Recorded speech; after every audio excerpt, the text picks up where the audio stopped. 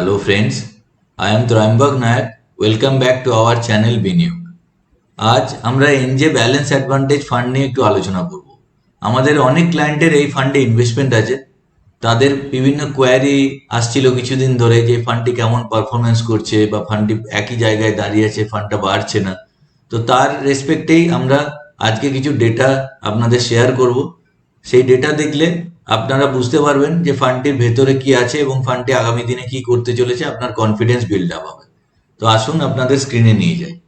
তো NJ balance অ্যাডভান্টেজের current nav হচ্ছে 10 টাকা 24 পয়সা। ফান্ডটার যদি আমি পারফরমেন্স দেখি, তো ফান্ডটি শুরু হয়েছিল 29 অক্টোবর 2021। মার্কেট যখন পিকে ছিল তখন ফান্ডটি আসে। তো যখন কোনো ফান্ড মার্কেটে পিক আওয়ারে আসে, তারপরে মার্কেট যখন কনসলিডেশন ফেজে চলে যায়, সেখানে ফান্ড ম্যানেজারদের একটু ডিফিকাল্টি হয় যে স্টক সিলেকশন করার পর স্টক যখন কারেকশন হয়ে যায় 20% 30%, তখন পারফরমেন্স নাই আসতে পারে। সেটাই হয়েছে এখানে। সিন্স ইনসেপশন যদি আমরা রিটার্ন দেখি, অ্যাবসোলিউট রিটার্ন 2.40% রিটার্ন দিয়েছে, ক্যাটাগরি অ্যাভারেজ রিটার্ন দিয়েছে 7.98%।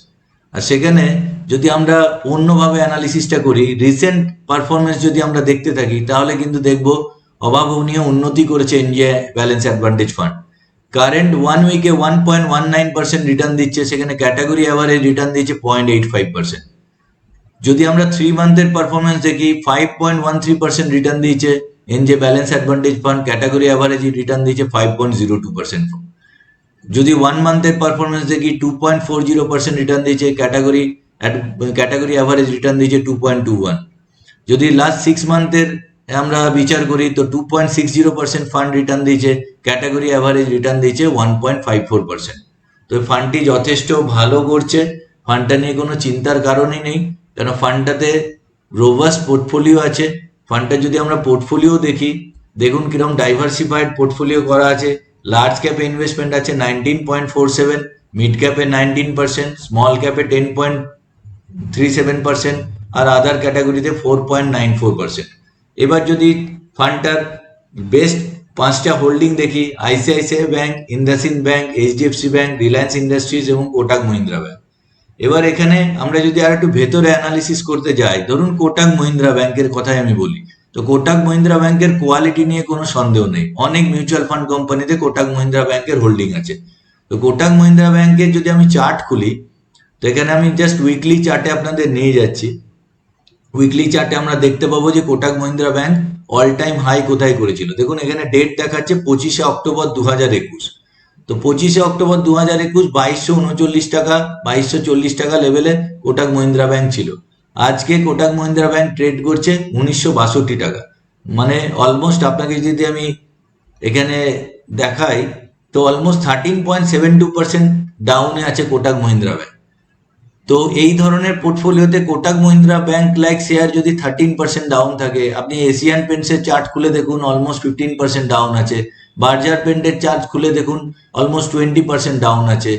তো অল টাইম হাই থেকে মেজর যারা বড় বড় কোম্পানির শেয়ার, তারা লাস্ট 1.5 বছর 2 বছরে এখানে বাড়েনি।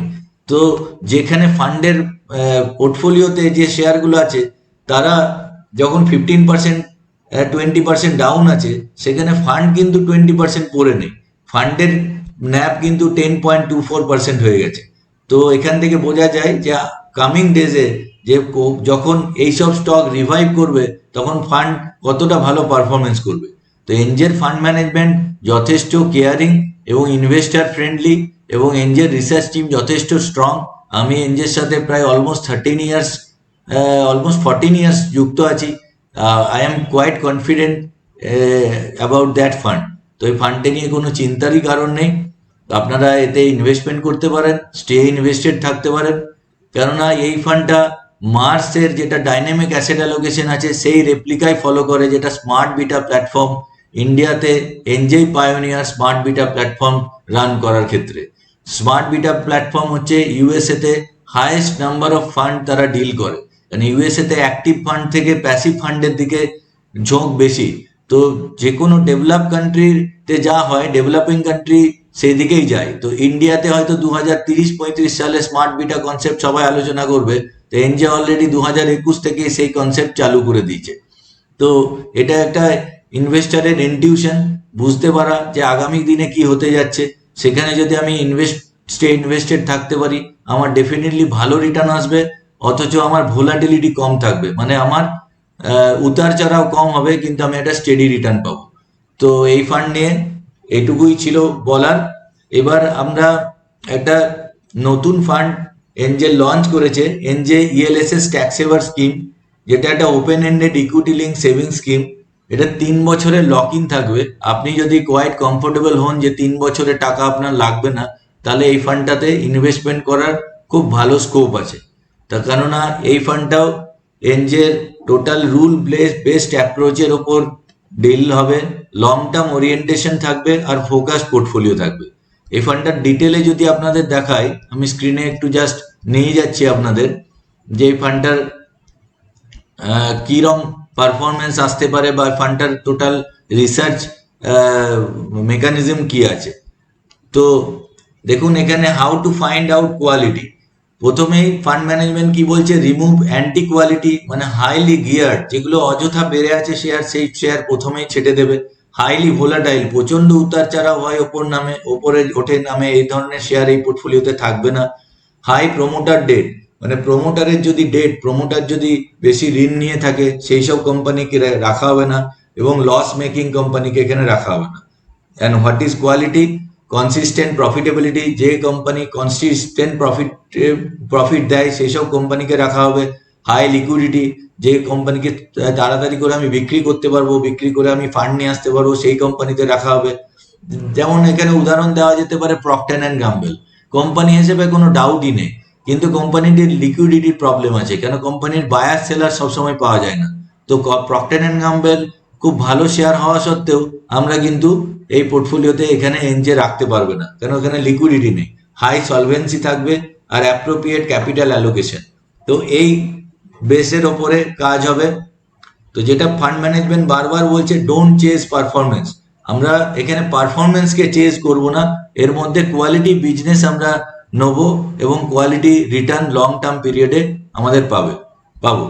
তো যেটা এনজের এএমসি জার্নি শুরু হয়েছিল, started in 2010 as a portfolio manager, were the pioneers of launching dynamic asset allocation strategy. যেটা আমি বলছিলাম যে ইউএসএ তে স্মার্ট বিটা প্ল্যাটফর্ম, এখানে আপনারা চার্টে দেখতে পাচ্ছেন যে গ্লোবাল ক্রাইসিসের পরে 2008-এর পর থেকে ইউএসএ তে স্মার্ট বিটাতে কিভাবে অ্যাসেট আন্ডার ম্যানেজমেন্ট বাড়ছে, মানে অ্যাক্টিভ ফান্ড থেকে প্যাসিভ ফান্ডের দিকে মানুষ ঝুঁকছে, এখানে সেখানে বিরাট ভাবে ইনভেস্টমেন্ট আসছে। তো ইন্ডিয়াতেও স্মার্ট বিটা প্ল্যাটফর্ম এনজেই পায়োনিয়ার, এনজে এখানে লঞ্চ করেছে। তো যেটা এনজের ব্যালেন্স অ্যাডভান্টেজে এনএফওতে রেকর্ড করেছিল 5,200 কোটি টাকার, ইন্ডিয়াতে একটা ডেবিউ ফান্ডের ক্ষেত্রে 5,200 কোটি টাকার রিটার্ন আজ পর্যন্ত হয়নি, এবং কারেন্ট এইউএম আছে 7,949 কোটি টাকা টোটাল ফান্ড ম্যানেজমেন্টের হাতে। তো যদি আমরা রিসার্চ টিমে যাই, যে কিরকম রিসার্চ টিম আছে, কত বড় টিম আছে, দেখুন এখানে প্রায় 17 জনের ডেডিকেটেড টিম আছে NJ AMC investment and research team, যারা দিনরাত প্যারামিটার নিয়ে কাজ করছে এবং ইনভেস্টার ফ্রেন্ডলি রিটার্ন আনার চেষ্টা করছে উইথ লো ভোলাটিলিটি। তো যেটা research process, parameter development and audit, প্রথমে প্যারামিটার ডেভেলপমেন্ট হয়, তারপরে অডিট হয়, যে কোন স্টক আমরা এই প্যারামিটারে পড়ছে, ওই প্যারামিটারে না পড়লে আমি সেই স্টককে নেবো না। This is called rule based investing. তারপরে রোবাস্টনেস টেস্টিং হয়, যে প্যারামিটারটা আমরা সিলেক্ট করলাম তার উপরে রোবাস্টনেস টেস্টিং হলো, তারপরে মডেল বিল্ডিং হয় এবং পোর্টফোলিও সিলেকশন হয়। তো এখানে আমার আন্ডারস্ট্যান্ডিং অনুযায়ী বোঝা যাচ্ছে যে যথেষ্ট কেয়ারিং ফান্ড হাউস এবং যথেষ্ট সলিড রিসার্চ এদের কাছে আছে। এখানে যদি রোবাস্টনেস টেস্টিং এর আমি একটা উদাহরণ দিই, দেখুন প্যারামিটার হিসেবে 1 to 50 যে স্টকের সিলেকশন, ধরুন একে নাম্বার 1 প্যারামিটার আমরা ধরলাম, আর 51 থেকে 100 কে সেকেন্ড প্যারামিটার ধরলাম, আর 101 থেকে 150 কে থার্ড প্যারামিটার ধরলাম। তো এখানে প্রথমে রিটার্নের স্ট্যাটিস্টিক্স দেওয়া আছে, আর নিচে দেখুন এখানে ভোলাটিলিটি স্ট্যাটিস্টিক দেওয়া আছে। তো যখন আমি 5 বছরের রোলিং রিটার্ন দেখছি, তখন আমার 15.64% ফার্স্ট প্যারামিটারে রিটার্ন আসছে, সেকেন্ড প্যারামিটারে 7.24, থার্ড প্যারামিটারে 5.76। মানে এটাই আইডিয়াল, যে আমার যেটা টপ প্যারামিটার সেখানে হাইয়েস্ট রিটার্ন আসছে, কিন্তু ভোলাটিলিটির দিক থেকে দেখুন যেটা থার্ড ক্যাটাগরির প্যারামিটার সেখানে ভোলাটিলিটি 16.24, আর 2 নম্বর প্যারামিটারে 14.83, আর 1 নম্বর প্যারামিটারে 13.22। তার মানে হচ্ছে সহজভাবে বলতে গেলে এখানে ভোলাটিলিটি কম, মানে উতার চড়াও কম হবে, কিন্তু রিটার্নের দিক থেকে আমি স্টেডি রিটার্ন পাবো। তো 15.64, 16.42 এই ফান্ডে রিটার্ন আসছে, মানে জেনারেলি 15% CAGR এ একটা 10 বছরে যদি কেউ ইনভেস্টমেন্ট করে টাকা 4 গুণ হয়ে যায়, এবং 5 বছরে আশা করি ডবল হয়। তো এনজে ইএলএসএস ট্যাক্স সেভার স্কিম একটা ভালো ফান্ড হতে যাচ্ছে। আমার যতটুকু নলেজ আছে তাতে আমার পুরোপুরি বিশ্বাস আছে এনজে ফান্ড ম্যানেজমেন্টের ওপর, এবং কোয়ালিটি ফান্ড নিয়ে ডিল করে এরা। তো আগামী দিনে এটা একটা ভালো ফান্ড হতে যাচ্ছে। আপনারা যদি 3 বছর যদি আপনি লক ইন পিরিয়ডে কমফোর্টেবল হন, তো এই ফান্ডটা আপনার পক্ষে খুব ভালো সময়ে ভালো জায়গায় ইনভেস্টমেন্ট করার জায়গা এসছে। তো এটাই আমার বলার ছিল। This is not any recommendation, this is only my personal view. আপনারা আপনার ফাইন্যান্সিয়াল অ্যাডভাইজারের সঙ্গে কন্ট্যাক্ট করবেন ইনভেস্টমেন্ট করার আগে, আর আমাদের ক্লায়েন্টরা আমাদের কাছে এসে ডিটেলসে আরও জানার থাকলে জানতে পারেন। তো এটাই আজকের আলোচনার বিষয় ছিল। এই ভিডিওটিকে লাইক করুন, কমেন্ট করুন কি ধরনের ভিডিও আপনারা দেখতে চান, এবং শেয়ার করুন বন্ধুদের সাথে। যত নলেজ শেয়ার হবে তত বেঙ্গলে ফাইন্যান্সিয়াল অ্যাওয়ারনেস বাড়বে, তত আমাদের কাছে ভালো ইনভেস্টার তৈরি হবে, যেটাই আমাদের ড্রিম। তো আজকের জন্য এটুকুই, পরের ভিডিও নিয়ে আবার আসছি। Thank you.